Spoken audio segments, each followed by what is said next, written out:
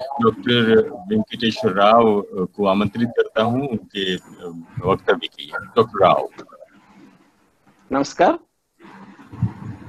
पहले मैं विश्व हिंदी सचिवालय और वैश्विक हिंदी परिवार के प्रबंधन को धन्यवाद देना चाहता हूं और इस कार्यक्रम में आप सबसे जुड़े रहने के लिए मैं मेरा सौभाग्य मानता हूं।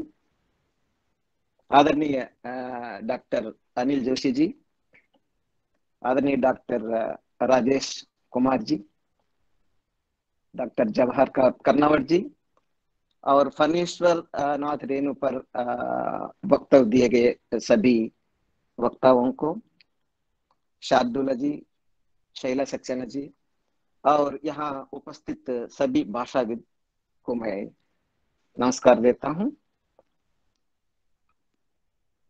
यहाँ जो आज का जो विषय भारतीय भाषा संवाद हिंदी और तेलुगु के संदर्भ में, और अभी माननीय माणिक्यांबा जी से हमने बहुत कुछ सुना है और मैडम तो प्रसिद्ध विद्वान है और प्रसिद्ध लेखिका है और मैडम ने जो जहाँ तक तेलुगु का इतिहास रहा, ऐतरेय ब्राह्मण के बारे में, ब्राह्मणम के बारे में और त्रिलिंग के बारे में, जैसे तो तेलुगु शब्द की उत्पत्ति हुई और अनुवाद के संदर्भ में, आंध्रीकरण के संबंध में और अंग्रेजों का योगदान तेलुगु के विकास में, और उसी प्रकार प्राचीन रचनाकारों के बारे में, कवियों के बारे में, अन्नमाचार्य हो या भक्ति साहित्य हो, आधुनिक साहित्य हो, बहुत सारे पहलुओं पर उन्होंने विस्तार से प्रकाश डाला है।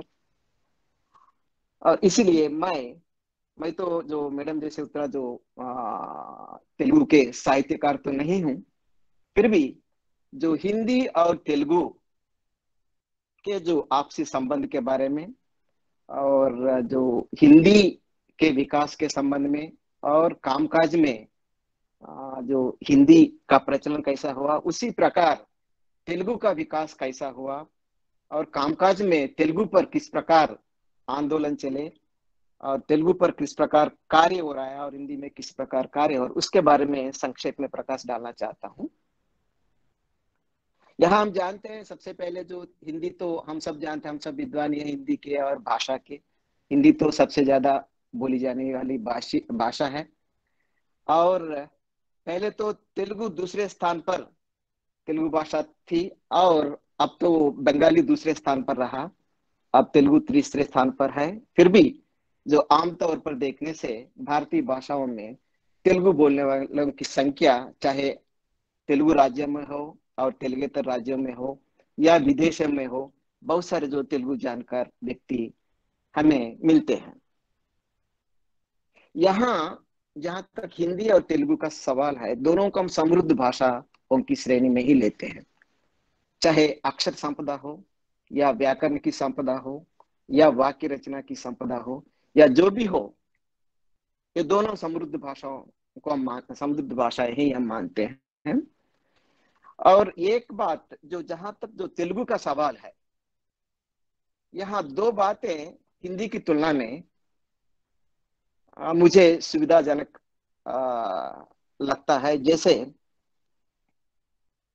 लिंग के बारे में, जहां तक जो तेलुगु में और हिंदी में लिंग का सवाल है, मैं संक्षेप में एक दो बातें कहना चाहूंगा, विस्तार में नहीं जाऊंगा। यहाँ आपको तेलुगु में पुल्लिंग, स्त्रीलिंग और नपुंसक लिंग, एक न्यूटर जेंडर भी मिलता है, और जहां तक हिंदी का सवाल है वहां तो न्यूटर जेंडर का प्रावधान नहीं है। तो इसीलिए अब जो भी इनएनिमेट शब्द होते हैं तेलुगु में हम नपुंसक लिंग में डाल देते हैं, जबकि हिंदी में आप चाहे तो पुल्लिंग में डालना होगा, नहीं तो स्त्रीलिंग में डालना होगा। इसीलिए कभी कभी हिंदीतर भाषियों को जो लिंग निर्धारण में यदि अभ्यास की कमी होने पर दिक्कतें महसूस होती हैं। एक कमी हमें महसूस होती है जो हिंदी के व्याकरण में, यह देवनागरी लिपि को अपनाने की वजह से, जो संस्कृत भाषा की वजह से यहाँ जो इस जो कमी महसूस होती है। और दूसरा, और जहां तक जो स्वरों का सवाल है जो हिंदी और तेलुगु में, जो तेलुगु में स्वर जो 16 है और हिंदी में स्वर जो 13 है, और इसमें आपको ए और आई, जहां जो ए का सवाल है हिंदी में जो स्वर में, ए और लघु उच्चारण और दीर्घ उच्चारण, ए और ए दोनों के लिए हम एक ही अक्षर का प्रयोग करते हैं हिंदी में। उसी प्रकार वो और ओ दोनों के लिए हम एक ही अक्षर का प्रयोग करते हैं। जब तक जो उस भाषा में पकड़ नहीं होता है और शब्दों के बारे में नहीं जानते हैं और शब्द के अर्थ के बारे में नहीं जानते हैं, उच्चारण के बारे में नहीं जानते हैं, तो कभी कभी हिंदीतर भाषी हो या कोई भी हो, तो उसमें कभी कभी जो उच्चारण के हिसाब से या जो लेखन के हिसाब से कभी उच्चारण करने में भी गलती कर बैठते हैं। जबकि तेलुगु में उस प्रकार की कोई दिक्कत नहीं है, क्योंकि यहाँ आपको स्वर 3 मिलते हैं। लघु उच्चारण के लिए ये है, दीर्घ उच्चारण के लिए ये है, और उसके बाद आई है। उसी प्रकार ओ है और औ है। सो ये जो दो अंतर कभी कभी हमें यहाँ जो हिंदीतर भाषियों के लिए कभी कभी, या जो हिंदी भाषियों के लिए, इस जो दोनों भाषाओं में हमें अक्षरों के संदर्भ में अंतर दिखाई देता है। और जैसे हम जानते हैं, हिंदी भाषा को हम हलंत भाषा बोलते हैं और तेलुगु भाषा को हम अजंत भाषा बोलते हैं। और यहाँ भी कभी कभी जो हिंदीतर भाषियों को, विशेषकर तेलुगु भाषी जो भी हो, यहाँ जो अजंत भाषा की प्रकृति की वजह से, स्वरूप की वजह से, यहाँ जो स्वरांत अक्षर या जो शब्दांत अक्षर जो भी होता है, उसका पूर्ण उच्चारण अजंत भाषा में होता है। और आप हलंत भाषा में जो शब्दांत अक्षर हो, उसका जो उच्चारण आधा हो जाता है। हम सब जानते हैं, अगर राम होने से हम हिंदी में राम कहते हैं, जबकि हम माँ पूर्ण रूप से लिखते हैं। यदि हम तेलुगु में कहेंगे तो, या तेलुगु में लिखेंगे तो रामा ही बोलते हैं, उसको हम राम नहीं बोलते हैं। और आजकल हम महाभारत सीरियल भी हर रोज शाम को सुनते हैं, वहां जो तेलुगु का जो अनुवाद में वहां महाभारता बोलते हैं, जो टाइटल सॉन्ग में महाभारत नहीं बोलते हैं। तो इस प्रकार यहाँ जो अजंत और हलंत भाषा के जो इसमें जो भेद के वजह से ही कभी कभी उच्चारण में दिक्कत महसूस होती है। ये जो ब्रीफ ऑब्जर्वेशन है। और उसके बाद जो जहां तक जो तेलुगु का सवाल है, अन्य भारतीय भाषाओं की तुलना में जो तेलुगु में संस्कृत के तत्सम शब्द, बहुत सारे शब्द पाए जाते हैं। तो इसीलिए अन्य भाषियों को तेलुगु सीखने में आसान लगता है, क्योंकि यहाँ उनको बहुत सारे संस्कृत शब्द मिल जाते हैं। और यहाँ जो तेलुगु के विकास के लिए आंध्र प्रदेश में जो, जहां जो संयुक्त राष्ट्र जो आंध्र प्रदेश 1953 में मद्रास राज्य से आंध्र प्रदेश राज्य अलग हुआ था, तो उसके बाद जो सरकारी कामकाज में हो या कार्यालयीन कामकाज में हो, जो तेलुगु का जो प्रचार प्रसार करने के लिए बहुत सारे आंदोलन और बहुत सारे जो कार्यक्रम चलाए गए हैं। तो उसमें उसी सिलसिले में जो यहाँ हिंदी महात्मा गांधी अंतरराष्ट्रीय विश्वविद्यालय जैसे, यहाँ जो आंध्र प्रदेश में भी या तेलंगाना में पुट्टू श्री रामुलु के नाम पर एक तेलुगु विश्वविद्यालय खोला गया है। उसके बाद हिंदी अकादमी, तेलुगु अकादमी का भी गठन किया गया है। और विदेशों में भी जहाँ कहीं जो विश्वविद्यालय है या विद्यालय महाविद्यालय है, वहां जहाँ कहीं तेलुगु पढ़ना चाहते हैं, उनके लिए तेलुगु विश्वविद्यालय के माध्यम से दूरस्थ कार्यक्रमों के जरिए वहां के जो अध्यापकों को, शिक्षकों को प्रशिक्षण दिए जाने की व्यवस्था भी की गई है। और जिस प्रकार जो हिंदी में विश्व हिंदी सम्मेलन चलाए जाने की प्रथा प्रारंभ की गई है, और उसी प्रकार तेलुगु भाषा के विकास के लिए और संसार में फैले हुए तेलुगु भाषियों को प्रोत्साहित करने के लिए 1975 से विश्व तेलुगु महासभाओं को आयोजित करने की प्रथा प्रारंभ की गई है। और अब तक 5 बार इन विश्व तेलुगु महासभाओं का आयोजन किया गया था। इसमें 2 बार हैदराबाद में, और 1 बार कौलालंपुर में, 1 बार मॉरिशस में, और 1 बार तिरुपति में, संस्कृत नगरी तिरुपति में। और इसमें जैसे मैडम ने कहा था, इसको मधुर भाषा, तेलुगु को मधुर भाषा कहा जाता है, जैसे इटालियन ऑफ द ईस्ट। और उसी प्रकार जो विजयनगरम साम्राज्य के जो सम्राट, पूर्व सम्राट श्री कृष्ण देवरायलु ने कहा था, देश भाषालंदु तेलुगु लस्सा। सो इसका मतलब देश के सभी भाषाओं में तेलुगु अति श्रेष्ठ भाषा है। जो श्री कृष्ण देवराय जो अमुक्त माल्यदा की जो रचना की थी, उन्होंने इस जो वाक्य का प्रयोग किया था तेलुगु के संदर्भ में। और जहां तक जो ज्ञानपीठ पुरस्कारों का सवाल है, जैसे मैडम ने जो बहुत सारे जो प्राचीन और आधुनिक रचनाओं का उल्लेख किया था, और बहुत सारे जो पद्य गद्य साहित्य के बारे में भी उन्होंने उल्लेख किया था। जो तेलुगु में इतने समृद्ध साहित्य होने पर भी ज्ञानपीठ पुरस्कारों की संख्या की दृष्टि से अभी केवल 3 पुरस्कार तेलुगु भाषा के जो रचनाकारों ने प्राप्त कर पाए हैं।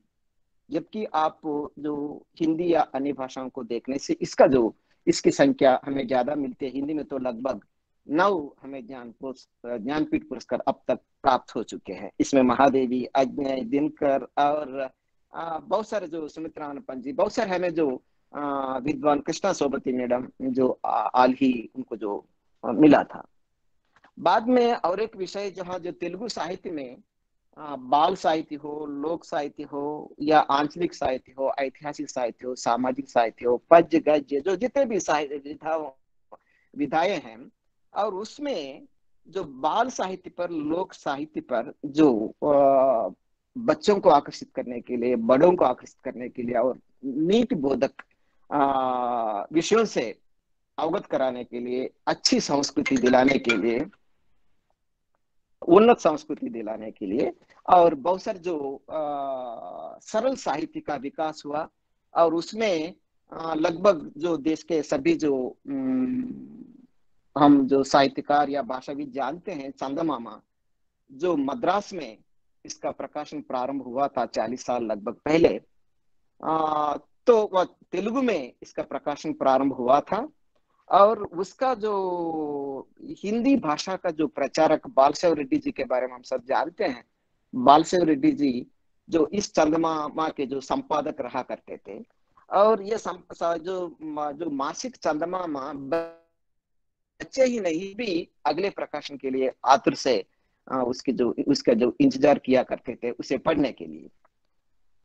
और बाद में यहाँ जिस प्रकार जो हिंदी में जो राष्ट्र में हिंदी को राजभाषा बनाने के लिए, राष्ट्रभाषा बनाने के संबंध में और बहुत सारे वाद विवाद हो चुके हैं, बहुत सारे जो चर्चा हो चुकी है, और बहुत सारे जो आंदोलन चले हैं, और बहुत सारे प्रयास किए गए हैं। उसी के फलस्वरूप हम जानते हैं 14 सितंबर को जो अपने जो हिंदी को राजभाषा का दर्जा मिला। और उसी प्रकार तेलुगु को भी आंध्र राज्य की राजभाषा बनाने के लिए वाविलाला गोपाल कृष्ण जी उस समय जो विधायक थे और स्वतंत्रता सेनानी भी थे, तो उनके जो अटल प्रयासों की वजह से तेलुगु को राजभाषा के रूप में बनाने में काम आसान हुआ। और 1965 में पिंगली लक्ष्मीकांत की अध्यक्षता में राजभाषा समिति का गठन किया गया। और बाद में 1974 में 19 मार्च को वाविलाल गोपाल कृष्णయ్య जी की अध्यक्षता में राजभाषा आयोग का गठन किया गया। और इस जो राजभाषा आयोग की तरफ से और समिति की तरफ से बहुत सारे जो प्रयास किए गए हैं सरकारी कामकाज में तेलुगु भाषा को विकसित करने के लिए और उसका जो प्रयोग सुनिश्चित करने के लिए। और इसमें बाद में जो आयोग के अध्यक्ष वगैरह आए हैं, उसमें श्रीमती अनुसुईया देवी रही, और पद्मश्री डॉक्टर सी नारायण रेड्डी जी रहे, वंदे मातरम रामचंद्र राव जी रहे। इन सब ने बहुत कुछ प्रयास किए थे।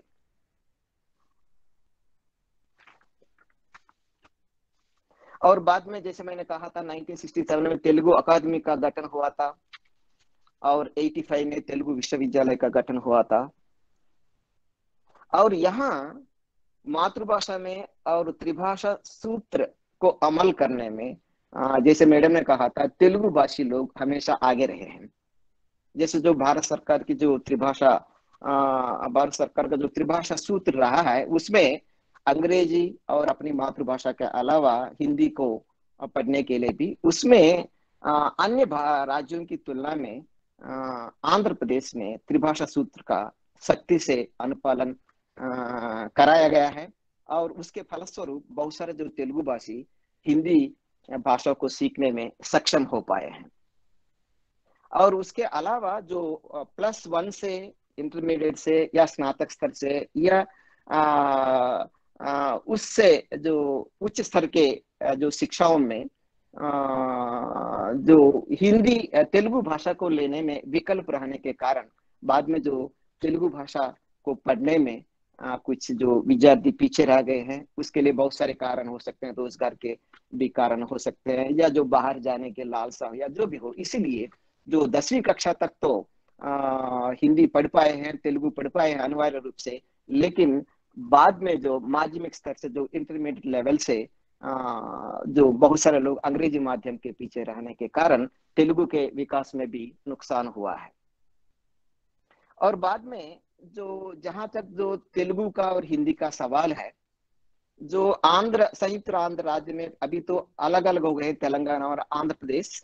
सो जहां तक तेलंगाना राज्य का सवाल है, यहाँ जो निजाम शासन का जो शासन कई सालों तक निजाम का शासन रहने की वजह से यहाँ उर्दू का प्रभाव हैदराबाद और आसपास के इलाकों में उर्दू भाषा का प्रभाव रहा। और बहुत सारे जो महाराष्ट्र, राजस्थान से, गुजरात से और पंजाब से बहुत सारे जो व्यापारी व्यवसाय करने के लिए जो हैदराबाद आने की वजह से यहाँ के जो तेलंगाना में जो रहते हैं, हैदराबाद या आसपास के इलाकों में जो रहते हैं, वो उनको हिंदी बोलने में या उर्दू मिश्रित हिंदी बोलने में कोई दिक्कत महसूस नहीं होती है। और यहाँ जैसे जो राजेश कुमार जी ने कहा था, यहाँ के जो हैदराबादी हिंदी उनको बहुत अच्छी लगती है सुनने में, दक्कनी हिंदी। और यहाँ जो उर्दू के प्रभाव से या जो अन्य हिंदी के प्रभाव से आप हम सुनते हैं हैदराबाद आने से आप रिक्शा में, ऑटो में जाएंगे, मार्केट में जाएंगे तो पहले आपको नहीं के लिए, नहीं चाहिए के लिए नक्को शब्द का प्रयोग मिलता है। नक्को का मतलब नहीं चाहिए। और यहाँ जो पूर्ण जो वाक्यों का उसको जो आधा कर उच्चारण कर देते हैं, क्योंकि मैं आता हूं के लिए वे कहते हैं मैं आतू, मैं जाता हूं के लिए वे कहते हैं कि मैं जातू। तो इस प्रकार के आपको जो अलग किस्म के जो शब्द रचना, वाक्य रचना हमें जो हैदराबादी भाषा में सुनने के लिए मिलता है। और उसी प्रकार यहाँ के जो जितने भी जो तेलुगु भाषी है, जो उनके जो रोजमर्रे के बोलचाल की भाषा में हो, घर की भाषा में हो या अपने जो पारिवारिक भाषा में हो, जहाँ जो अनायास ही, अप्रयास ही, क्योंकि जो बहुत सारे उर्दू और हिंदी शब्द आते रहते हैं और वो घुल मिल गए हैं और वही उन्हीं शब्दों का प्रयोग वो करते रहते हैं। उदाहरण के लिए नन्नु परेशान चेयद्दू, इसका मतलब मुझे परेशान मत करो। यहाँ परेशान का प्रयोग अपने आप यूज करते हैं। చెప్పుతుంటే समझाइतलेदा, समझाइतलेदा, इसका मतलब समझा उसमें तेलुगु से मिलाया गया है, बोलने से समझ में नहीं आ रहा है क्या। और उसके अलावा कल हमारे घर में शादी है तो उसके लिए कहते हैं रेपु मा इंट्लो शादी उंदी। तो मतलब शादी शब्द तेलुगु के साथ जो अपने आप इस्तेमाल करना शुरू कर लिया है वहां विवाह के बजाय या कल्याण के बजाय। तो ఎంతమందిని धोखा చేస్తావు, कितने लोगों को आप धोखा देते हो। इस प्रकार के बहुत सारे उदाहरण हम आपको हैदराबाद में वगैरह आने से मिलते रहेंगे। और जहां तक जैसे मैंने कहा था, जो तेलुगु भाषियों ने जो हिंदी को बहुत ही सप्रेम अपनाया है और हिंदी के साथ चलने में इसको जो हिंदी को सहोदरी के रूप में तेलुगु वासी मानते हैं। जैसे जो एक उदाहरण मैं आपको, राजेश जी मैं 1-2 मिनट आपका समय लूंगा। जो यहाँ जो वर्तमान मुख्यमंत्री जो के चंद्रशेखर राव जी ने जो कोरोना के संदर्भ में 1-2 बार उन्होंने जो वक्तव्य दिया था जो टीवी चैनल के माध्यम से वगैरह, तो उस समय वे कह रहे थे जो तेलुगु भाषा में यहाँ जो बहुत सारे जो अन्य राज्यों के मजदूर कामगार हैदराबाद या तेलंगाना में आए हुए हैं और उन लोगों को तेलंगाना सरकार भरोसा देता है कि उनको बाहर जाने की जरूरत नहीं है और उनका देखभाल पूरा तरह से तेलंगाना सरकार द्वारा किया जाएगा। ऐसा वो कहते कहते जो अचानक उनको याद आया कि उन्होंने खुद कहा था मुझे माफ कीजिए क्योंकि बहुत सारे जो मजदूर या कामगार जो अन्य राज्यों से आए हैं वे तेलुगु नहीं जानते हैं, तो उनकी सहूलियत के लिए मैं हिंदी में बात करूंगा बोल के उन्होंने जो महत्वपूर्ण पंक्तियों का जो हिंदी अनुवाद स्वयं हिंदी उर्दू मिश्रित भाषा में फिर बोलकर सुनाया है। तो इससे लगता है कि जो तेलुगु भाषी हिंदी के प्रति कितने जो प्यार जताते हैं। और उसके अलावा आपको इवन तेलुगु गीत या पिक्चर्स वगैरह भी लेंगे, बहुत सारे तेलुगु गीतों में आपको हिंदी शब्द या उर्दू शब्दों का मिक्सर मिल जाता है बिगिनिंग लाइंस में या जो भी हो। और बाद में जहां तक जो हिंदी और तेलुगु का सवाल है, जो हिंदी में जो समरूप शब्द है, हिंदी और तेलुगु में बहुत सारे जो समरूप शब्द मिलते हैं, तो इन समरूप शब्दों के प्रयोग में कभी कभी जो हिंदी भाषियों को, खासकर जो तेलुगु भाषियों को हिंदी में बात करते समय अगर सतर्क ना रहे तो अर्थ का अनर्थ हो जाता है। जैसे उपन्यास शब्द है, जो तेलुगु में उपन्यास बोले तो भाषण बोलते हैं और हिंदी में उपन्यास बोले तो नॉवेल के संदर्भ में प्रयोग होता है। यदि अगर कोई कहे प्रधानमंत्री का आज का उपन्यास बहुत ही रोचक रहा, तो यहाँ उपन्यास का प्रयोग असंगत हो जाता है, क्योंकि यहाँ उपन्यास के बजाय भाषण का प्रयोग होना चाहिए। यदि शिक्षा तेलुगु में दंड हो जाता है, यदि आप हिंदी में लेंगे तो एजुकेशन हो जाता है। और उसी प्रकार आप एक्चुअली व्यवसाय तो आपको तेलुगु में कृषि हो जाता है, यदि आप हिंदी में लेंगे तो बिजनेस हो जाता है या प्रोफेशन हो जाता है। और उसी प्रकार उद्योग आप तेलुगु में लेंगे तो नौकरी हो जाता है, यदि आप हिंदी में लेंगे तो परिश्रम हो जाता है। तो इस प्रकार आप मान लीजिए अगर कोई कहे शिक्षा मंत्री, तो तेलुगु में हो जाता है पनिशमेंट मिनिस्टर। तो वहां कहना चाहिए, क्योंकि इस प्रकार हम कोई शब्दों का प्रयोग करते समय बहुत ध्यान देना पड़ता है, जहां तक जो समरूप शब्दों का सवाल है हिंदी और तेलुगु में। और जहां तक जो अन्य भाषियों का सवाल है, जो आंध्रा या तेलंगाना में रहते हैं, खासकर जो ग्राहक से संबंध रखते हैं, बैंक हो या कोई अन्य अंडरटेकिंग्स हो या बहुत सारे जो संस्थाएं जो ग्राहक से जुड़े हुए रहते हैं, तो ऐसी संस्थाओं में बहुत सारे लोग तेलुगु भाषी हिंदी सीखना ही नहीं है, और तेलुगेतर भाषी भी जो तेलुगु सीखने के लिए विशेषकर जो कर्मचारी वर्ग में बहुत सारे जो प्रयास किए गए हैं, वार्तालाप प्रशिक्षणों का सहारा उन लोगों ने लिया है, मार्गदर्शन कार्यक्रमों का सहारा लिया है और प्राइवेट ट्यूशंस का सहारा लिया है। और यहाँ एक बात मुझे याद आता है, हमारे जो आदरणीय जवाहर कर्नावत जी के भाई जो हीरालाल कर्नावत जी एसबीआई में एजीएम बनकर हाल ही जो सेवानिवृत्त हो चुके थे, वो जब वो तिरुपति में काम कर रहे थे एसबीआई में, तो उन्होंने स्वयं जो तेलुगु का ट्यूशन रखकर अच्छी तेलुगु सीख ली है। तो ऐसी एक उदाहरण है, जो बहुत सारे उदाहरण, जैसे जो विजय कुमार मल्होत्रा जी जो रेलवे में हैदराबाद में थे, और हमारे सामने जो डॉक्टर राजेश जी वे भी हैदराबाद में थे, और बहुत सारे जो मित्र जो कर्मचारी गण जो अभी भी जो वर्तमान पीढ़ी के, पुराने पीढ़ी के बहुत सारे विभिन्न राज्यों में रहते हैं और वहाँ की भाषा सीखने में वो आगे आते हैं और उनके लिए मदद भी मिल जाती है। और उसके अलावा जो प्रचार प्रसार सभाओं में हैदराबाद प्रचार सभा का गठन हुआ था जो हिंदी को सिखाने के लिए, और दक्षिण भारत हिंदी प्रचार सभा का बहुत ही असर रहा जो तेलुगु भाषियों को हिंदी सीखने के लिए। और विश्वविद्यालयों में सुदृढ़ हिंदी विभाग की स्थापना होने की वजह से और बहुत सारे जो हिंदी और तेलुगु में शोध कार्य कर उनके जो डॉक्टरेट उपाधि, बहुत सारे जो तेलुगु भाषा में हिंदी में भी डॉक्टरेट उपाधि हासिल की है। और उसके अलावा बहुत सारा तुलनात्मक अध्ययन और हिंदी और तेलुगु साहित्य के तुलनात्मक अध्ययन हुआ और अनुवाद भी हुआ बहुत सारे जो साहित्य का।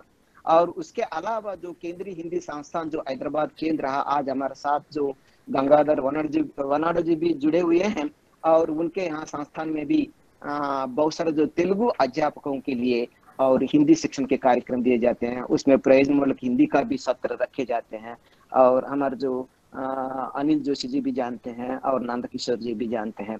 और बाद में जो तेलुगु के वार्तालाप कार्यक्रम जैसे बैंक ऑफ बड़ौदा में और एसबीआई में, सिंडिकेट बैंक में, बहुत सारे बैंकों में, बहुत सारे अन्य संस्थाओं में भी, अंडरटेकिंग्स में भी, मैं क्योंकि विशेष रूप से अमुक जो संस्था के बारे में कह नहीं सकता, और बहुत सारे वार्तालाप कार्यक्रमों के माध्यम से हिंदी भाषियों को या तेलुगेतर भाषियों को तेलुगु सिखाने के लिए प्रयास किया जा रहा है। और तेलुगु भाषा के जो महान व्यक्तित्व जो हिंदी भाषा के विकास में योगदान दिया और हिंदी भाषा को राजभाषा बनाने में या राष्ट्रभाषा बनाने में, जिन्होंने महात्मा गांधी के साथ उनके विचारों के अनुकूल काम किया है, उन्होंने आदर्श के साथ, जो आदर के साथ कुछ व्यक्तियों के नाम यहाँ लेना उचित होगा। उनमें मोटूरी सत्यनारायण जी, पट्टाभी सीतारामಯ್య जी, बालशव रेड्डी जी, वेंकट सुब्बाराव जी, ముండూరి నరసింహాచార్య, మల్లాది వెంకటకృష్ణ, సీతారామాంజనేయులు, దామలపాటి రామకృష్ణ శాస్త్రి, మేడిచల్ల వెంకటేశ్వరరావు, ఎస్వి శివరాम शर्मा, बट्टाराम वेंकट सभ्या जी, सुंदर रेड्डी, ये भी प्रोफेसर है विश्वविद्यालय में।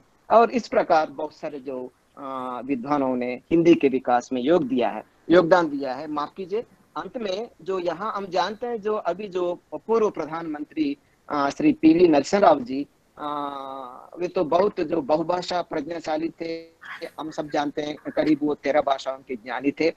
और वे संस्कृत और हिंदी के भी धनी थे। और उन्होंने विश्वनाथ सत्यनारायण द्वारा लिखे गए वेयी पडगलु, तेलुगु में वेयी पडगलु, उसका जो सहस्रफन के रूप में हिंदी में उस उपन्यास का अनुवाद किया था, बहुत ही लोक प्रसिद्ध हुआ। और वे आंध्र प्रदेश राज्य के शिक्षा मंत्री भी रहे और तेलुगु अकादमी के प्रथम अध्यक्ष रहे। और उनके योगदान को, उनके जो शत जयंती समारोह के अवसर पर यहाँ उनका नाम लेना संदर्भोचित लगता है। और उसके अलावा बहुत सारे कई मुख्यमंत्री, एनटी रामाराव और जलगांव बेंगल राव, चन्ना रेड्डी जी, बहुत सारे जो मुख्यमंत्रियों ने तेलुगु के विकास में अपना योगदान दिया है। उसके अलावा जो वर्तमान उपराष्ट्रपति वेंकैया नायडू जी के बारे में हम जानते हैं, और बहुत सारे भाषा के संदर्भ में उनके भाषण हम सुनते रहते हैं। वे हमेशा कहते हैं कि जो प्रांतीय भाषाओं को और बोलियों को और उसके जो स्लैंग को, उच्चारण को बचा के रखना है, भारतीय भाषाओं को बचा कर रखना है। तो हमेशा जहाँ कहीं उनका भाषण सुनते हैं तो भाषाओं को बचाने में वो बहुत बल देते रहते हैं। और उसके अलावा और एक व्यक्तित्व है यार्लगढ़ लक्ष्मी प्रसाद जी, जो विशाखापट्टनम से है, जो आंध्र विश्वविद्यालय के पूर्व आचार्य भी रहे थे हिंदी के, और संसदीय राजभाषा समिति के उपाध्यक्ष भी रहे थे। और उन्होंने विशाखापट्टनम में राजभाषा स्वर्ण जयंती के अवसर पर राजभाषा स्वर्ण जयंती भवन का भी उन्होंने निर्माण कराया था, जो एक कीर्तिमान बनकर रह गया है। और उनका भी योगदान यहाँ में याद करना उचित होगा। और उसी प्रकार राजभाषा नीति को अमल कराने में जितने भी तेलुगु भाषी है और हिंदी भाषी के समान, और केंद्र सरकारी कार्यालय में, अधीनस्थ कार्यालय में, कहीं भी हो, अपना जो यथासंभव योगदान हिंदी के लिए देने के लिए तत्पर है। और बहुत सारे जो कीर्तिमान भी हासिल कर रहे हैं, और बहुत ही प्रसन्नता के साथ और सहृदय से वो काम करते आगे जा रहे हैं। और अंत में मैं यही जो आशा करता हूं, क्योंकि जिस प्रकार जो तेलुगु भाषियों को ही नहीं, अन्य राज्य भाषियों को भी हिंदी के प्रति इसी प्रकार के अपनत्व का भावना बने रहे, और राष्ट्र स्तर पर संपर्क बनाए रखने में वर्तमान और भावी पीढ़ियों को भी अपनी मातृभाषा के साथ संपर्क भाषा हिंदी में दक्षता प्राप्त करने के लिए प्रोत्साहित और पथ प्रदर्शित करते रहें। और एक मातृभाषी दूसरी मातृभाषी को अगर किसी भाषा में बात करें, अपनी भाषा में बात करें, तो उनको प्रोत्साहित करें और उनका मनोबल बढ़ाए। और इसी के साथ मैं अपना वक्तव्य समाप्त करना चाहता हूं। और सीमित समय से भी मुझे लगता है मैंने थोड़ा समय ज्यादा लिया है। और फिर एक बार मैं विशेषकर जो केंद्रीय हिंदी संस्थान के उपाध्यक्ष और इस जो वैश्विक हिंदी परिवार के संचालक डॉक्टर अनिल जोशी जी को, और जो इस जो कार्यक्रम के सुगम संचालक डॉक्टर राजेश कुमार जी को, और अन्य सभी दर्शकगण को, श्रोतागण को मैं विशेष धन्यवाद देता हूं। और पुनः मैं आप सबसे जुड़ने के लिए मैं अपने आप को सौभाग्यशाली मानता हूं। बहुत बहुत धन्यवाद। डॉक्टर वेंकटेश्वर राव, आपके इतने विद्वत्तापूर्ण उपन्यास के लिए आपका बहुत बहुत आभार, धन्यवाद। धन्यवाद। आपने बहुत सुंदर ढंग से दोनों भाषाओं की तुलना करते हुए और ऐतिहासिक दृष्टि से और विभिन्न विद्वानों के परिप्रेक्ष्य से, उनके संदर्भ से दोनों भाषाओं को हमारे सामने रखा, उसके लिए आभार। आपने बहुत अच्छे ढंग से भी बताया कि किस तरह से अगर एक शब्द दूसरी भाषा में जाएगा तो कैसे अनर्थ भी हो सकता है। वैसे ही मुझे याद आया कि अगर हिंदी भाषाओं में कल्याणम हो जाए तो बहुत ही खराब अर्थ निकल जाता है, लेकिन वो एक मजाक की बात है। मैं यहाँ दो बातें कहना चाहता हूँ। एक तो जैसे ही हमारी मातृभाषा हमारी कोई नई भाषा के सीखने में आती है, मतलब उसमें उसके बीच में आती है, तो वो भाषा सीखने में बाधा बनती है। उसीलिए कहा गया है कि कोई भी नई भाषा सीखना आदत बनाने की तरह से है, वो हैबिट फॉर्मेशन है। इसका मतलब है कि आपको नई हैबिट बनानी है और पुरानी हैबिट छोड़नी है। और तभी अगर हम जैसे तेलुगु में सोचते हुए हिंदी में बोलेंगे या हिंदी में सोचते हुए तेलुगु में बोलेंगे, तो ये एक बड़ी जटिल प्रक्रिया हो जाती है। इसलिए भाषा वैज्ञानिकों ने कहा कि हमें उसी भाषा में सोचना बोलना होगा, तभी ये आसानी से हो सकेगा। और उसी संदर्भ में मुझे ये भी कहना है कि आमतौर से हिंदी सीखना या तेलुगु सीखना या कोई भी भाषा सीखना ऐसा लगने लगता है कि हम कल को ही जयशंकर प्रसाद और प्रेमचंद को पढ़ना और सीखना समझ लेंगे। इसकी बिल्कुल कोई जरूरत नहीं है। प्रेमचंद को और जयशंकर प्रसाद को और भारतेंदु को पढ़े बिना भी लोग जिंदा हैं और हिंदी बोलते हैं और तेलुगु भी बोलते हैं। उसके छोटे छोटे चरण है। अगर हम हिंदी तेलुगु में, मैं आपसे तेलुगु में दो चार बात भी कर लूं तो भी मैं तेलुगु सीखा हुआ माना जाना चाहिए। ऐसे ही मुझसे आप हिंदी में बात कर लेते हैं तो भी आप हिंदी संपर्क भाषा में बोलने वाले जाने जाएंगे।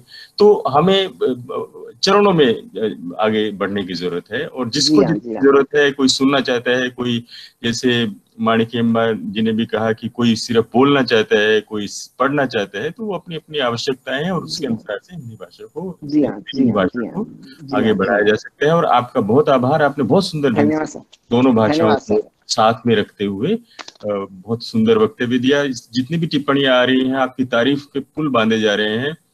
और बहुत अच्छा इसमें प्रतिक्रियाएं, प्रत्युत्तर मिल रहे हैं। मैं दोनों तेलुगु भाषी वक्ताओं का आभार प्रकट करता हूं और अब आमंत्रित करता हूं हमारे प्रिय हिंदी सेवी नारायण कुमार जी को उनके वक्तव्य के लिए।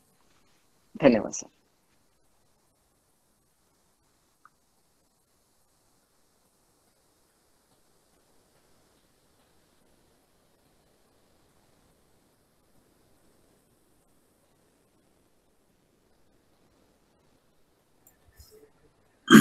नारायण जी का माइक ऑन नहीं है अभी।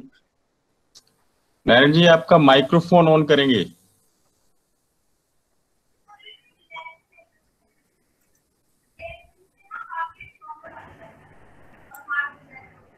हाँ, आप सुनाई दे रहा है? हाँ, बिल्कुल बिल्कुल। अच्छा, चलिए मैं आ गया हूँ आपके सामने। बहुत धन्यवाद राजेश जी, क्योंकि ये दो बहुत ही ओजस्वी वक्ताओं के बाद आपने मुझे बुलाया। मणिकम्मा जी ने तेलुगु साहित्य के बारे में और आदेश्वर राय ने फंक्शनल हिंदी के बारे में जो सारी बातें कही वो बहुत ही गुरु गंभीर थी। जब हिंदी और किसी अन्य भाषा की बात मेरे सामने आती है तो मुझे एक संस्था भारत की है, साहित्य अकादमी का याद ध्यान में आता है, जिसके पहले अध्यक्ष थे पंडित जवाहरलाल नेहरू। और उन्होंने कहा था कि भारत का प्रधानमंत्री साहित्य अकादमी के अध्यक्ष के काम में कभी कोई हस्तक्षेप नहीं करेगा, और उन्होंने ऐसा किया।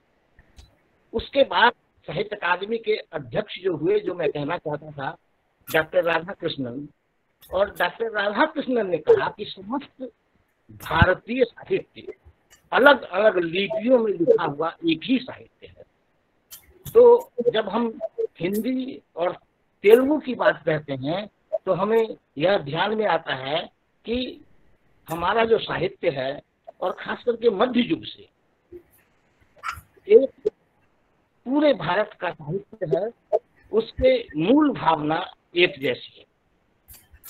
मणिकम्मा जी ने शिव भक्ति के और कृष्ण काव्य के बहुत उदाहरण दिए। इसी बीच में रवि टेकचंदानी ने एक सवाल पूछा कि रामचरित या रामायण और रामचरितमानस की रचना कब हुई तेलुगु में। मेरी जानकारी के मुताबिक जिस सम्राट की चर्चा अभी राव जी ने कहा था, विजयनगर के सृष्टि कृष्णमूर्ति शास्त्री, तो उन्होंने ही उनके राजाश्रय में 1850 में रामचरितमानस के 7 खंडों का अनुवाद नरहर शास्त्री ने किया था। और नरहर शास्त्री ने पद्यानुवाद किया था, और पद्यानुवाद करके उन्होंने एक उस छंद जो जिस छंदों में जिन छंदों का तुलसीदास जी ने काम किया था, दोहा, सोर, ठाकुर, चौपाई, उस तरह उन्होंने प्रामाणिक रूप से पद्यानुवाद किया। तो अगर हमारा इस सवाल का मैं जवाब दूं तो मेरी जानकारी के मुताबिक 1850 ईस्वी में कृष्णमूर्ति शास्त्री ने विजयनगर के सम्राट के राजाश्रय में रहते, नरहर शास्त्री ने विजयनगर के सम्राट कृष्णमूर्ति शास्त्री के राज्याश्रय में रह करके उसका अनुवाद किया था। तो एक सवाल जो आपने किया, मैंने कहा कि उसका पहले उत्तर दे दूं। फिर जहां तक भाषा और साहित्य का सवाल आता है तो दो जो सत्यनारायण हैं उनके नाम सबसे पहले आते हैं।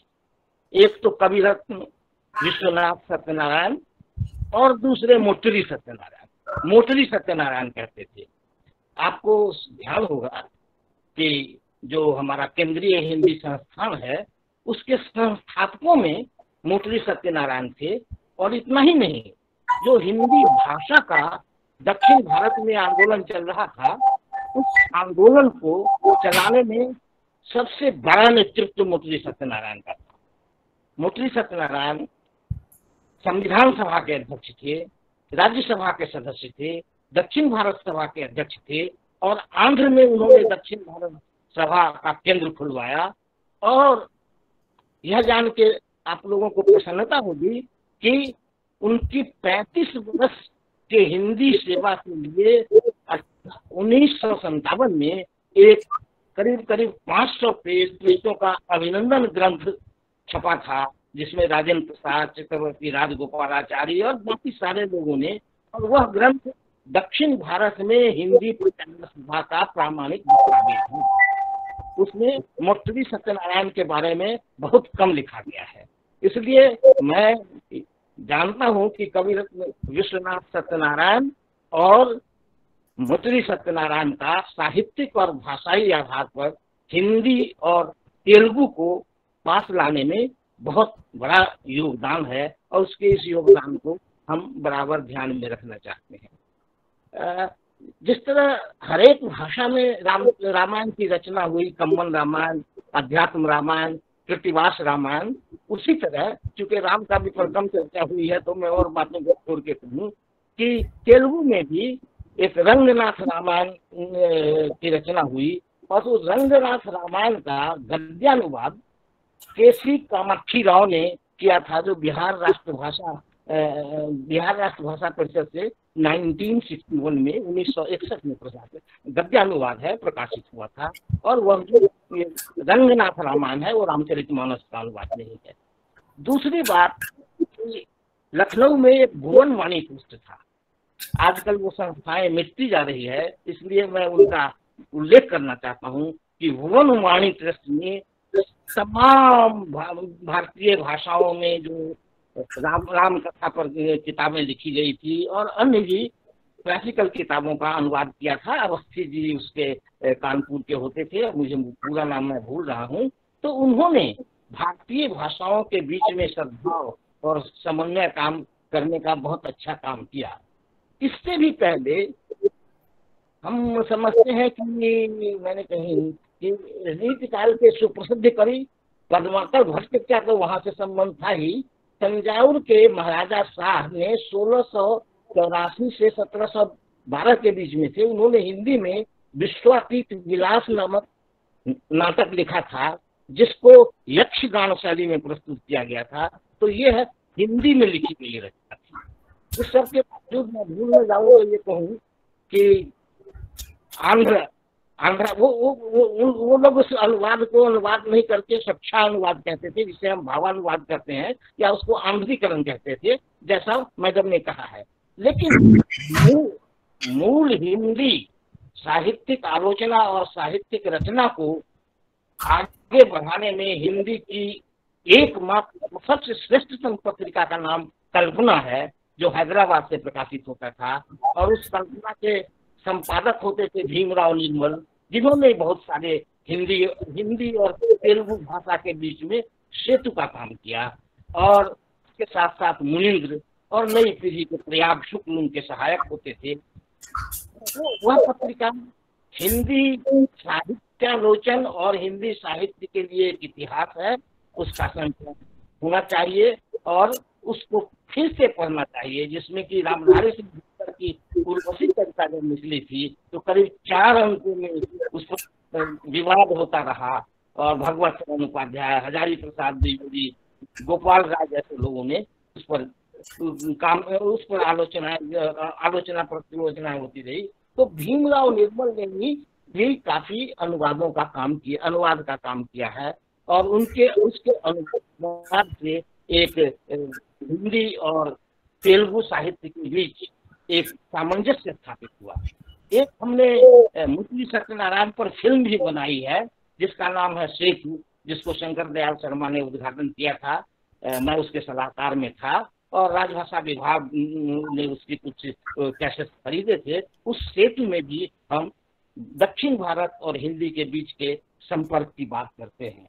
इसी तरह कवि श्री माला के अंतर्गत हिंदी के तेलुगु के महत्वपूर्ण कवियों की कविताएं प्रकाशित होती रही और तेलुगु से हिंदी में जितना अनुवाद हुआ हिंदी से तेलुगु में नहीं हुआ। अभी आज जब हम इस बात की चर्चा कर रहे हैं तो हमें इस पर ध्यान देना चाहिए कि वो एक जरूरी काम है जिसको हमें हाथ में लेना चाहिए। हिंदी साहित्य ठीक है, रामचरितमानस या प्रेमचंद की कृतियां या जैनेन्द्र अमृतलाल नागर, इन लोगों के अनुवाद हो जाते हैं, लेकिन आधुनिक हिंदी में कृतियों का उसी तरह अनुवाद नहीं हो रहा है। इसके 2 कारण हैं। पहला तो कारण यह है कि आंध्र प्रदेश के लोग हिंदी में ही पढ़ना पसंद करते हैं, क्योंकि वहाँ के हैदराबाद के कारण और वहाँ के लोग हिंदी जानते हैं। हमारे मित्र राव ने कहा कि वहाँ ज्ञानपीठ पुरस्कार कम मिला, तो ज्ञानपीठ पुरस्कार प्राप्त करने वालों में एक मेरे परिचित और उस समय मैं कहूँ कि मित्र भी थे, सी नारायण रेड्डी। तो सी नारायण रेड्डी ने भी बहुत तेलुगु साहित्य को बहुत आगे बढ़ाने का काम किया और उन्होंने जो आप कह सकते हैं आदिकाल और मध्यकाल की बात छोड़ करके आधुनिक काल में जो तेलुगु की रचनाएं हुई उसको उन्होंने बहुत ही आधुनिक अनुशासन में जकड़ कर आगे बढ़ाया। मैं आपको उनकी एक कविता सुनाना चाहूंगा। उन्होंने लिखा है, पशुता का, दुष्कृत्य का, निर्बंधता का पहला बीज मन। पशुता का अनुवाद निर्मल जी ने किया है। पशुता का, दुष्कृत्य का, निर्बंधता का पहला बीज है मन और मन का आवरण है मानव। मानव का आच्छादन है जगत और यही है विशंभरा का तत्व और यही है अनंत जीवन सत्य। तो ये विशंभरा की पर ही उनको ये अनुवाद मिला था, जिसको भारतीय भाषा परिषद कलकत्ता ने प्रकाशित किया था। इस तरह आप देखेंगे कि वहां पर प्रगतिशील जनवादी आंदोलन भी हुए। श्री श्री, ज्वालामुखी आदि ने इस काम को आगे बढ़ाया और उन लोगों की रचनाएं भी कई तो रचनाकारों द्वारा स्वतः अनुदित और कोई दूसरे अनुवादकों के द्वारा हिंदी में आया। तो इन रचनाओं को अगर हम ध्यान से देखें तो 1964 से आधुनिक काव्यधारा एक सुब्बा राव जी ने निकाला, सूर्यनारायण भागु ने निकाला। श्री श्री तेलुगु के बहुत ही महत्वपूर्ण कवि थे और उनको लोग जनवादी कवि भी कहते थे। उसमें उन्होंने लिखा कि यज्ञों पवित हूं मैं, शुद्ध करो तो वाह्य सेतु हूं मैं, अनल वेदी के निकट में ही रुधिर का नैवेद्य हूं मैं। तो इस तरह आप देखेंगे कि इस तरह की कविताएं वहां लिखी जाती रही और जो डॉक्टर राधाकृष्णन ने कहा कि समस्त भारतीय साहित्य एक है, उसका भी काम होता रहा। सवाल ये है कि इतने बिखरे हुए अनुवाद साहित्य को एकत्र कर हम भारत के लोगों की जानकारी में कैसे लाएं। केंद्रीय हिंदी संस्थान में एक प्रोफेसर होते थे, प्रोफेसर विजय राघव रेड्डी। विजय राघव रेड्डी ने से जब मैंने कहा कि आप जो है एक तेलुगु से हिंदी में जितने अनुवाद हुए हैं उसका एक प्रामाणिक कोष बनाइए, तो उन्होंने एक किताब लिखी और उसके उद्घाटन समारोह में मुझे भी रहने का मौका मिला वो दक्षिण भारतीय, किताब का नाम है हिंदी में दक्षिण भारतीय साहित्य, और उसमें उन्होंने करीब करीब गद्य, पद्य, कहानी, उपन्यास, इस सब के 100 या 50-100 रचनाओं का नाम लिया है। तेलुगु का प्रथम उपन्यास राजशेखर चरित पुस्तक है, जिसमें उन्होंने, जिसको लोग मानते हैं, मैं बहुत ऑथेंटिक नहीं कर सकता हूँ, लेकिन उन्हीं के किताब से मैंने सुना है। हम लोग जानते हैं कि जो तेलुगु प्रचारकों, आंध्र के हिंदी प्रचारकों में बहुत सारे लोग ऐसे रहे हैं जिनका नाम उन्होंने कहा, और बहुत सारे लोगों के साथ मुझे भी काम करने का अवसर मिला है, जो दक्षिण भारत हिंदी प्रचार सभा से संबद्ध रहे हैं। जहां तक पीवी नरसिंह राव का कहना है, वो भाषाविद थे, लेकिन आप देख लीजिए कि उनको अनुवाद के लिए साहित्य अकादमी से पुरस्कार भी मिला हुआ है। और वो मराठी और तेलुगु भाषा, अन्य कई भाषाओं में भी थे। तो पीवी नरसिंह राव भी दक्षिण भारत प्रचार सभा के पदाधिकारी के रूप में उन्होंने बहुत काम किया है, और इन सभी कार्यों का आकलन करके हमें यह दोनों भाषाओं के बीच के जो संबंध हैं उसको और निकट लाने के लिए यह आवश्यक प्रतीत होता है कि हम हिंदी से भी तेलुगु भाषा के अनुवाद की कोई प्रक्रिया शुरू करें, और हिंदी शिक्षण को आंध्र में या तमिलनाडु में प्रचलित करने की जो आवश्यकता है वह भी जरूरी है। हालांकि दक्षिण भारत हिंदी प्रचार सभा में हिंदी विरोध के बावजूद, लोग कहते हैं तथाकथित हिंदी विरोध, उसके बावजूद दक्षिण भारत हिंदी प्रचार सभा में हिंदी पढ़ने वाले छात्रों की संख्या काफी अधिक है।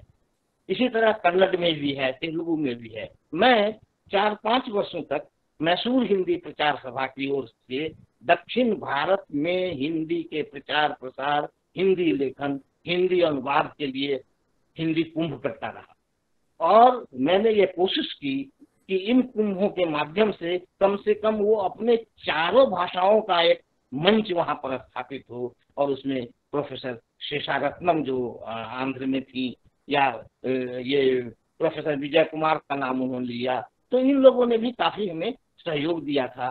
तो मेरा अंत में ये कहना है कि भारत की सभी भाषाओं के बीच जो भावभूमि है वो एक है, उसको पल्लवित पुष्पित करने का काम है, और यह दायित्व हिंदी भाषा भाषियों का है। बहुत धन्यवाद आपको। बहुत बहुत आभार, धन्यवाद नारायण कुमार जी, आपके इस विद्वत्तापूर्ण टिप्पणी का, भाषण का।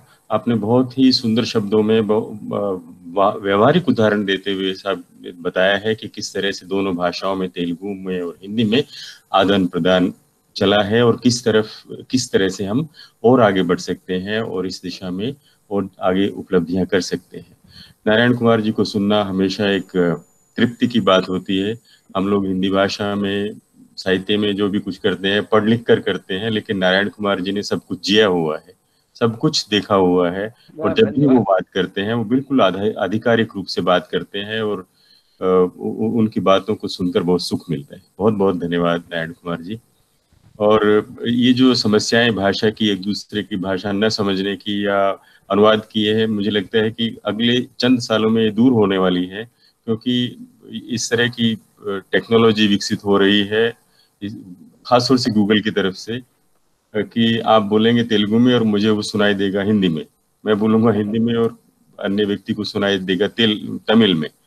और खासतौर से जिसको ये आर्टिफिशियल इंटेलिजेंस कहते हैं, ये बहुत बहुत बड़ी भूमिका इस पे निभा रही है। और जैसे हम देखते हैं कि गूगल अनुवाद जो है वो अभी भी बहुत, मतलब मैं ये नहीं कह रहा कि हिंदी में या किसी और भाषा में, लेकिन कई भाषा में वो बहुत 80%, 85% तक काम कर देता है। तो राजनीतिक दखल अब कम से कम होने वाला है, ये सुख की बात है। मैं फिर से नारायण कुमार जी का आभार व्यक्त करता हूँ। वैसे तो ये सिर्फ औपचारिकता ही कही जाएगी, क्योंकि ये कार्यक्रम ही नारायण कुमार जी का है, हम तो उनको सहयोग देने के लिए यहाँ बैठे हैं। तो इसको औपचारिकता को निभाते हुए मैं उनका आभार करता हूँ। आपकी संभाषण के लिए भी बहुत तारीफ टिप्पणी में हुई है, उसको भी मैं आपको बताना चाहता था। और अब मैं चाहता हूं कि हमारे बीच जुड़े हैं प्रोफेसर गंगाधर वानाडे, जो केंद्रीय हिंदी संस्थान में हैदराबाद केंद्र के क्षेत्रीय निदेशक हैं। चाहूंगा कि वे क्या वानाडे जी हैं वहां पर?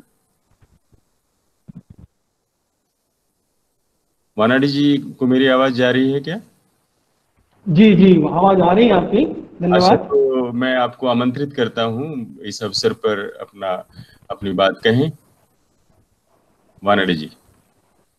हाँ सर, मैं केंद्रीय हिंदी संस्थान हैदराबाद केंद्र पर 1 वर्ष से क्षेत्रीय निदेशक के रूप में कार्य कर रहा हूँ। और केंद्रीय हिंदी संस्थान का ये हैदराबाद केंद्र 1976 से यहाँ स्थापित है और कार्य कर रहा है। उस समय डॉक्टर वीरा जगन्नाथ जी इस संस्था केंद्र के प्रभारी थे और उनके कार्यकाल में इस संस्थान ने यहाँ पर बहुत कार्य किया। केंद्रीय हिंदी संस्थान हैदराबाद केंद्र में अभी हिंदी तेलुगु अध्येता कोश प्रकाशित किया है। ये हमारी संस्थान की योजना थी और उसके अनुरूप तेलुगु साहित्यकारों ने और यहाँ के विद्वानों ने यह हिंदी तेलुगु कोश तैयार करने में काफ़ी सहायता की, मदद की और उनके संयोजन से ये अध्येता कोश यहाँ सामने आया है। और इस अध्येता कोश का प्रयोग सभी शोधार्थी भी कर सकते हैं, सभी लोग कर सकते हैं। वर्तमान में केंद्रीय हिंदी संस्थान के इस हैदराबाद केंद्र पर 8 राज्यों के हिंदी अध्यापकों के लिए पुनश्चर्या कार्यक्रम चलाया जाता है और ये 2 सप्ताह का कार्यक्रम होता है। और उनकी जिज्ञासाएं जो होती है उच्चारण की, व्याकरण की, और बच्चों को जो पाठ पढ़ाने में उनको जो परेशानियां होती है उसको दूर करने का प्रयास इस कार्यक्रमों में किया जाता है। तो यहाँ पर जैसे 7 राज्य हमारे अंतर्गत आते हैं इस केंद्र के अंतर्गत, वे है तेलुगु, आंध्र प्रदेश, पौंडीचेरी, अंडमान निकोबार, तमिलनाडु, गोवा और महाराष्ट्र।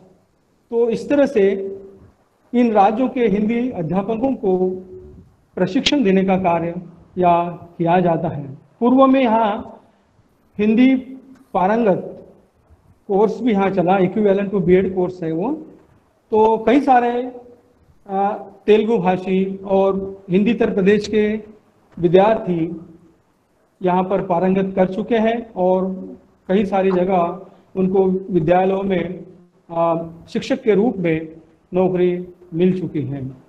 तो अभी संस्थान का यहाँ अपना स्वयं का भवन हो चुका है और इस नए भवन में आगे कार्य प्रारंभ होगा और वहाँ पर और भी अधिक गतिविधियाँ शुरू की जाएगी। इतना कहकर मैं वाणी को विराम देता हूँ। धन्यवाद हमारे उपाध्यक्ष जी जिन्होंने मुझे इस अवसर पर कुछ कहने का मौका दिया और इस संगोष्ठी के आयोजकों को मेरी ओर से बहुत बहुत आभार। धन्यवाद। बहुत बहुत धन्यवाद आपका गंगाधर वानाडे जी। आपने बताया केंद्रीय हिंदी संस्थान हैदराबाद में रहते हुए किस तरह से तेलुगु और हिंदी भाषा के बीच सेतु बनने का काम कर रहा है। आपके उपाध्यक्ष जी आपको सुन रहे हैं, वे आपकी और ज्यादा मदद करेंगे और ज्यादा आप उसमें काम कर सकेंगे। मेरी बिल्कुल हम उनके मार्गदर्शन में आगे और बढ़ेंगे। जी कामना है। दरअसल हम लोग सब साथ आ जाएं तो ये बहुत बड़ी उपलब्धि होगी सभी भाषाओं के लिए। हम लोग हिंदी का प्रचार करने के लिए यहाँ नहीं बैठे हैं, हिंदी को ही न जाने कितनी चीजें, कितना बातें सीखनी होंगी तेलुगु से और अन्य भाषाओं से। बहुत बहुत आभार, बहुत धन्यवाद। आपके काम के लिए आपको बहुत बहुत शुभकामनाएं और आगे बढ़े, संस्थान आगे बढ़े, इसके लिए भी मेरी मंगल कामनाएं। बहुत अधिक समय हो चुका है, लेकिन अगर कोई व्यक्ति, हम एक सवाल ले सकते हैं अगर कोई व्यक्ति पूछना चाहता है तो।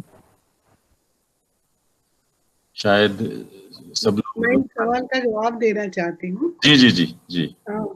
ये जो रामचरितमानस के अनुवाद की बात हो रही थी, वो तो पहले जो पद्यानुवाद हुआ था उसके बारे में नारायण कुमार जी ने बताया, मगर आधुनिक तेलुगु भाषा में और एक सत्यनारायण, दिनमणि सत्यनारायण जी ने अनुवाद किया है। और मुझे पहली बार अनुवाद का शब्द का अर्थ तब मालूम हुआ जब मैं छोटी थी, तब उनका अनुवाद प्रकाशित हुआ था। मैंने अपनी माँ से पूछा कि अनुवाद क्या होता है, तब उन्होंने बताया कि एक भाषा से दूसरी भाषा में लाना जो है अनुवाद होता है। तो मैं इससे आगे बढ़ रही हूँ उसमें, उनके संबंध लेकर। और एक महिला ने तुलसी रामायण का अनुवाद किया है, उनका नाम है उन्नव कमला कुमारी जी, वो भी है, वो करीब 80 साल की है। उन्होंने बहुत सारे तुलसी साहित्य का अनुवाद किया है, बहुत पूरा पूरा पूरा साहित्य का। विनय पत्रिका अब कर रही है, वो तेलुगु में वो करती है। और एक महत्वपूर्ण बात मैं एक रामायण के संदर्भ में ही मैं बोलना भूल गई हूँ। जैसे रंगनाथ रामायण की चर्चा हुई है, ऐसे ही भास्कर रामायण एक रचना हुई है। रंगनाथ रामायण द्विपद शैली में लिखा गया है, कहा जाता है तुलसी रामायण से पहले की है, बोलचाल की भाषा में लिखी गई है। उसके बाद और एक रचनाकार जो कवयित्री मोल्ला उनका नाम है, वो कुमार जाति की है, शैव परिवार की ही थी। वो जो है उन्होंने सरल तेलुगु में काव्यानुवाद रामायण का किया, तुलसी रामायण का नहीं, वाल्मीकि रामायण का।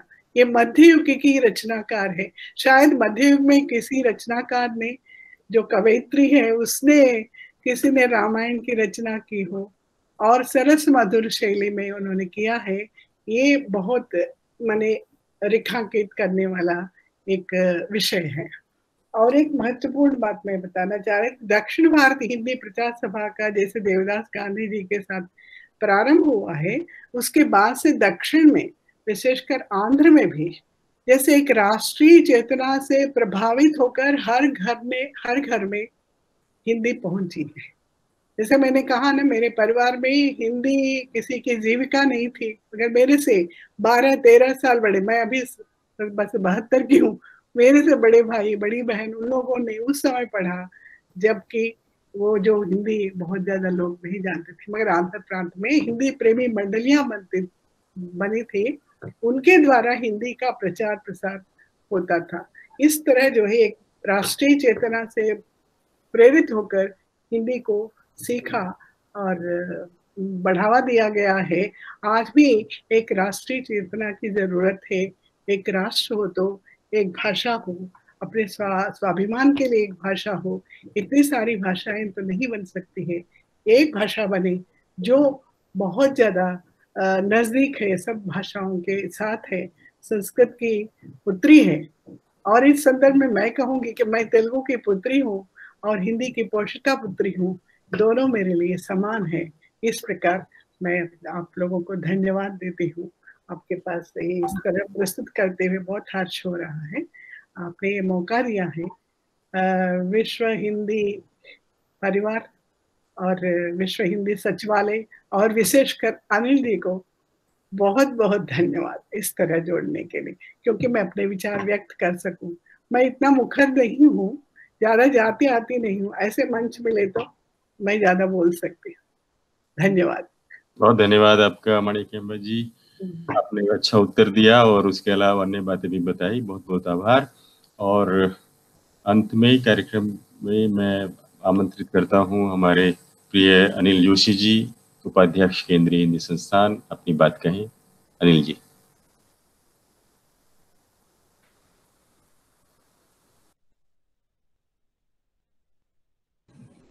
अनिल जी, आपका माइक ऑफ है। राहुल जी अगर है तो राहुल जी भी कुछ संक्षिप्त टिप्पणी कर दें कार्यक्रम में। आदरणीय राहुल जी हैं क्या? नहीं, मैं तो हूँ शुरू से। अनिल जी धन्यवाद। जी लेकिन मैं बहुत अंधेरे इलाके में चल रहा हूँ और सुन रहा हूँ सारी चर्चा 2 घंटे से, तो मुझे थोड़ा रोशनी में आने का अवसर दीजिए। अंधेरे से उजाले की। राहुल देव जी, आप से चलते ही रहते हैं क्या? नहीं, ऐसा नहीं है, लेकिन पिछली बार रहती है कि शनिवार को, कम से कम शनिवार रविवार जब भी मिल जाए तो शाम को ही मौका मिलता है तो कुछ कर लिया जाए। तो मित्रों, एक तो आज मतलब दोनों सत्र इतने ज्यादा समृद्ध रहे हैं कि आज मैंने और मेरी पत्नी, हम दोनों ने मिलकर ये देखा। और तो एक तो सबको मेरा बहुत हृदय से आभार और साधुवाद इतनी अच्छी बात करने के लिए। और तेलुगु और हिंदी के संबंधों के बारे में तो इतनी ज्यादा जानकारियां हमें, मैं समझता हूँ, 1 घंटे में मिल गई हैं, जो शायद पूरी पुस्तक पढ़ने पर भी समझ में नहीं आती ठीक से।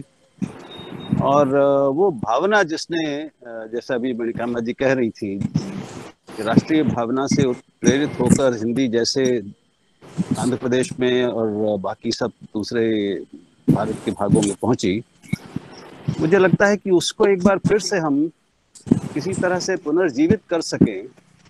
और उसमें ये मंच एक बड़ी बड़ी भूमिका निभा सकता है कि जनसामान्य को जोड़ने के लिए सामान्य भाषा के स्तर पर, साहित्य तो सबके लिए नहीं होता, सबकी रुचि भी नहीं होती, उसको एक बार नए सिरे से एक पुनर्जीवित करके सक्रिय करने की जरूरत है। और हम लोग मिलकर जो एक यज्ञ शुरू हुआ है, उसको वहां तक अगर ले जा सकें तो मैं समझता हूँ कि वो बहुत बड़ी बात होगी। बस इससे ज्यादा मुझे लगता है कि कुछ बोलना ठीक नहीं है। खूब समय हो गया है, सब लोग इतने धैर्य से, मैं देख रहा हूँ कि 83 लोग मौजूद हैं। जब हम शुरू हुए तो शायद 50 के आसपास की संख्या थी। तो ये अपने आप में प्रमाण है कि इस वेब गोष्ठी की लोकप्रियता कितनी बढ़ती जा रही है, इसकी सार्थकता लोगों को सब जगह महसूस हो रही है। मैं समझता हूँ कि हर बार कुछ नए लोग जुड़ रहे होंगे और जो पुराने हैं वो छोड़ नहीं रहे। तो ये इस पूरे आयोजन की, पूरी श्रृंखला की बहुत बड़ी कामयाबी है। और इसके लिए वैश्विक हिंदी परिवार और हिंदी परिवार, विश्व हिंदी सम्मेलन और जितने भी संस्थाएं और मित्र जोड़े हैं, उन सबको मैं उन सबका अभिनंदन करता हूँ। नमस्कार। बहुत बहुत धन्यवाद आपका राहुल जी, आपके प्रेरक वचनों के लिए बहुत आभार। इससे हमें नई ऊर्जा मिलेगी। और अनिल जी, अब आपके उपस्थित है। धन्यवाद राजेश जी। मैं तो मेरे ख्याल से सब लोग इतना अच्छा बोल चुके हैं और हमारे जो आज के वक्ता थे, इतना माणिक्यांबा जी का जो है मंत्र मुग्ध करने वाला भाषण हमने सुना।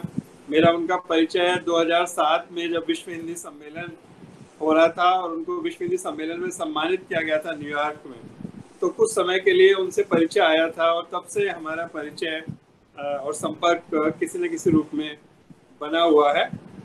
मैंने उनका जो उन्होंने कुछ उदाहरण दिए, हमारी एक पत्रिका भी निकलती है केंद्रीय हिंदी संस्थान की, समन्वय दक्षिण, और उस पत्रिका में जो पुराण तेलुगु में लिखे गए हैं उसके बारे में एक विस्तृत लेख है जो शैलजा जी पूछ रही थी। तो वो लेख है जिसको दिया जा सकता है, गंगाधर वानाडे जी उस लेख को उपलब्ध करा सकेंगे अगर कोई पढ़ना चाहेगा। तो उससे हमें तेलुगु भाषा का एक इतिहास भी उस लेख के माध्यम से मिलता है। और साथ ही साथ ये भी स्पष्ट होता है कि पूरे देश की चूंकि संस्कृति, जिस बात पर नारायण जी ने भी रेखांकित किया, संस्कृति एक है, तो वो वही भागवत, वही रामायण, वही पुराण जो है वो कुछ ना कुछ एक मौलिकता के साथ तेलुगु भाषा में प्रस्तुत किए गए। और उसके कारण से उनका जो तेलुगु भाषा है और हिंदी है उसमें बहुत समानता की, शब्दावली की बात हो, संदर्भ की बात हो, मिथकों की बात हो,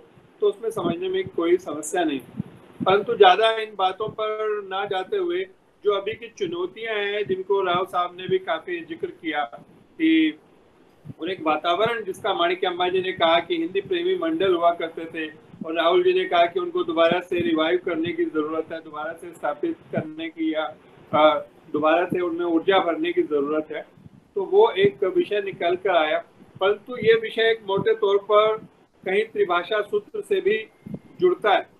और मुझे लगता है कि जो हिंदी भाषी हैं उनमें भी जो तेलुगु सीखने की जो प्रवृत्ति है उसके ऊपर भी हमको विचार करना चाहिए। जैसे बहुत लंबे लंबे समय तक लोग हैदराबाद में रहते हैं या मद्रास में रहते हैं, चेन्नई में रहते हैं या बेंगलोर में बहुत उत्तर भारत के लोग रहते हैं, परंतु इतने साल 5-5, 10-10 साल रहकर भी वहाँ की भाषाएं अगर वो नहीं सीखते हैं तो, या सीख पा रहे हैं, या उसका कोई एक प्रणाली हमने विकसित नहीं की है, तो वो भी विचारणीय है। हमको ये भी चाहिए कि जो लोग किसी भी रूप में संबंधित हैं, शिक्षा में तो जो होगा ही, परंतु उनको भी तेलुगु भाषा, इतनी सुंदर भाषा जिसको कहा कि इतनी संगीतमय भाषा है, वो सीखनी चाहिए।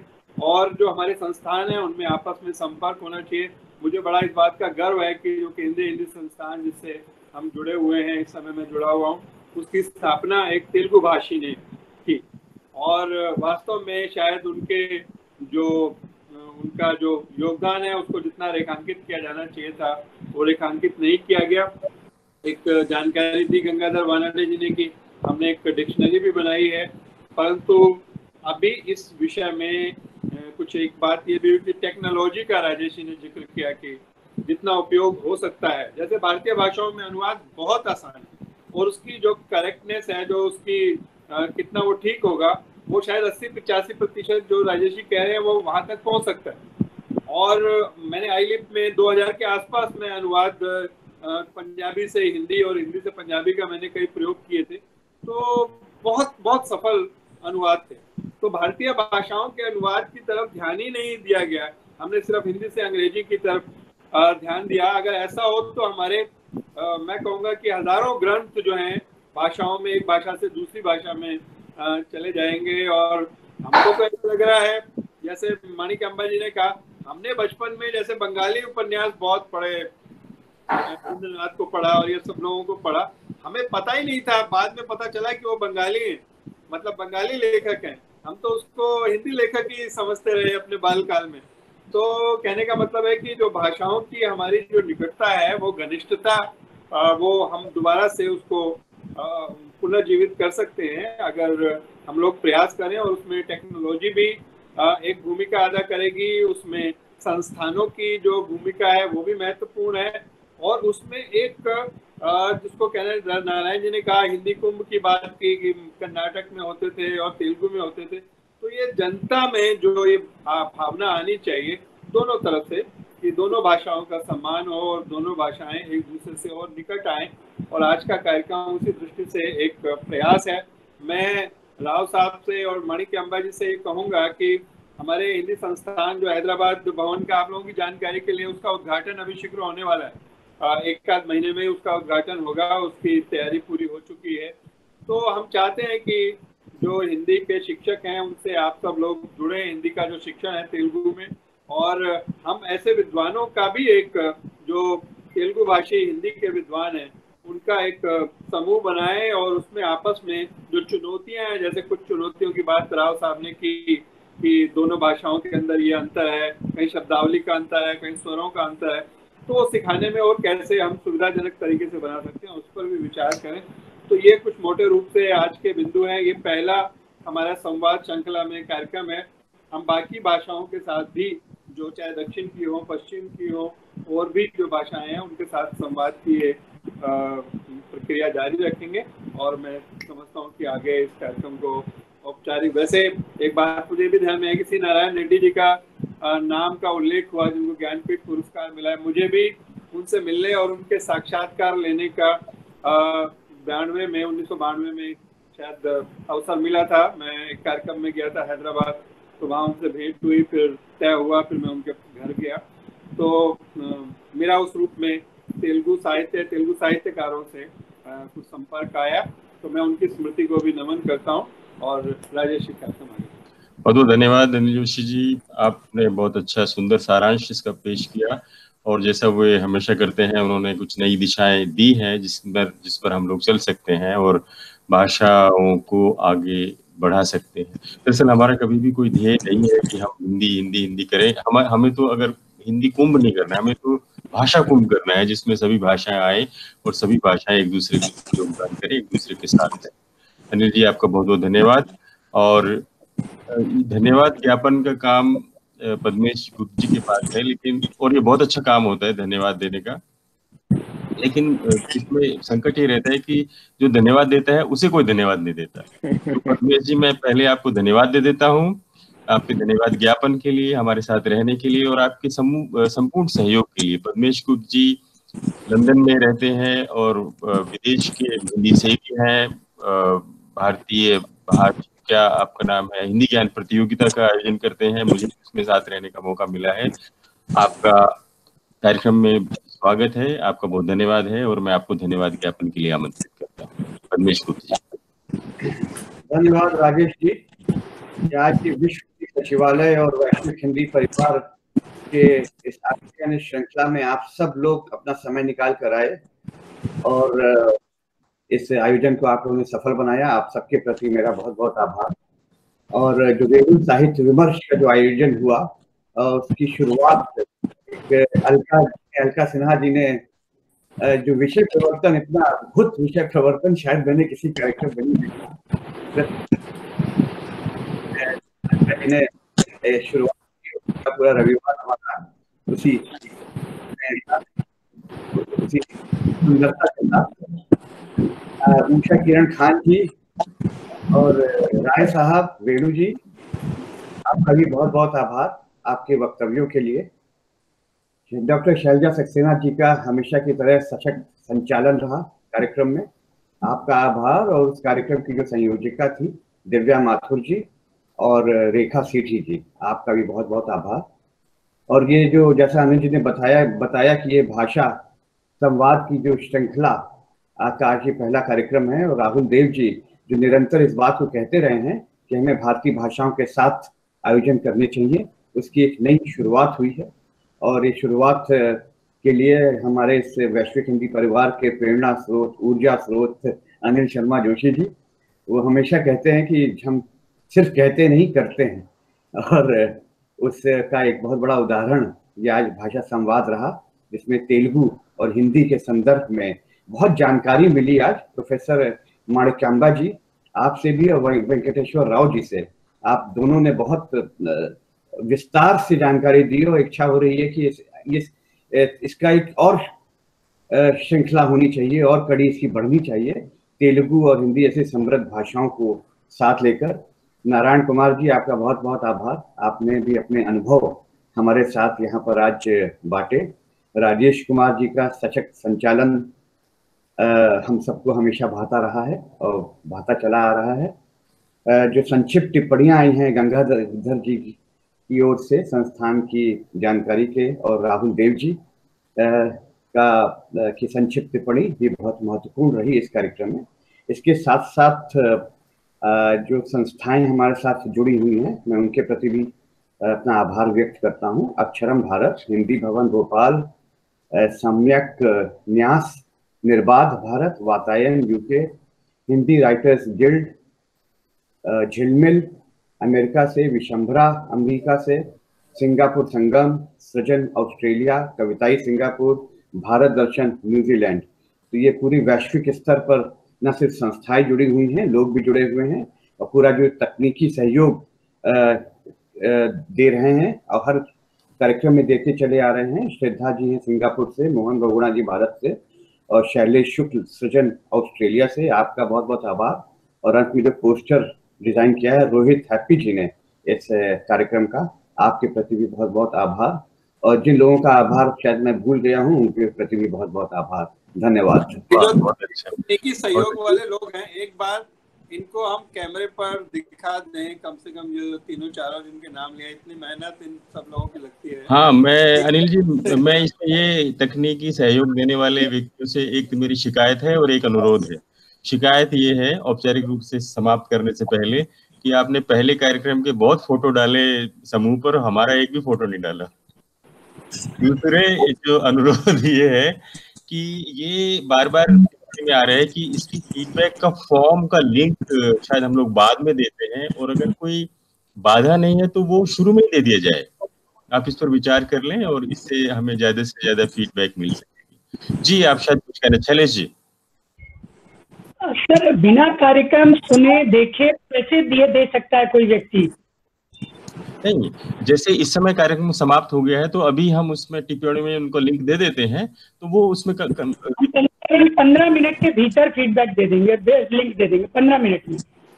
लेकिन वो सभी लोगों को मिलेगा कि नहीं, ये नहीं कह सकते ना। हो सकता है कुछ लोग आए चले जाएं, निकल जाएं। समूह में भी डालेंगे, फेसबुक पर भी डालेंगे, सब जगह डालेंगे उसको, और जो वैश्विक हिंदी परिवार का प्रोफाइल है, पेज है, उन सब जगहों पर साथ में व्हाट्सएप समूह में 15 से 20 मिनट में लिंक मिल जाएगा। अच्छा, ये 15 से 20 मिनट की आवश्यकता है या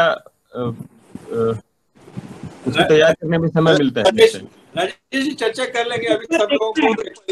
हाँ ठीक है, ठीक है। तो ये एक अनुरोध मैंने किया और अब हम कार्यक्रम को 15-20 मिनट का समय भी ना लगे और हम लोग तुरंत संगोष्ठी के समाप्त। ठीक है, तो हम इसको औपचारिक रूप से समाप्त करते हैं। सभी प्रतिभागियों का एक बार पुनः धन्यवाद। एक बार जो तकनीकी लोग हैं, मोहन बहुगुणा जी, एक बार नमस्ते कर लें। श्रद्धा जी, शीतल जी कहाँ पर हैं? नमस्ते। श्रद्धा जी कहाँ है? सभी लोगों को हार्दिक नमस्कार। श्रद्धा जी, शीतल जी अगर हो तो। श्रद्धा जी अभी दिख नहीं रही है, खैर उनका एक 11:30 हो रहे हैं अभी सिंगापुर में, तो